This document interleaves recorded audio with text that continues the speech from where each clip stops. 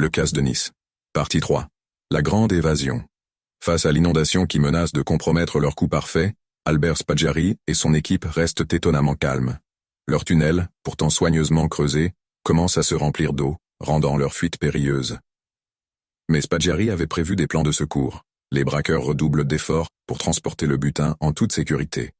Ils utilisent des bâches et des sacs étanches pour protéger les billets et les bijoux. Malgré la montée de l'eau, ils réussissent à sauver l'essentiel du butin. Une fois le tunnel dégagé, ils disparaissent dans les profondeurs des égouts, laissant la salle des coffres parfaitement intacte, à l'exception des coffres vides et de leur célèbre message gravé. Le lundi matin, les employés de la Société Générale découvrent avec stupeur le braquage. Aucun signe de violence. Aucune alarme déclenchée. La salle des coffres est silencieuse mais vidée de ses richesses. Très vite, l'affaire fait la une des journaux. Les autorités sont humiliées. Comment un tel braquage a-t-il pu être exécuté sous leur nez? Pendant plusieurs semaines, la police enquête, mais Spaggiari et son équipe restent introuvables. Leur organisation minutieuse et leur silence rendent l'enquête quasiment impossible.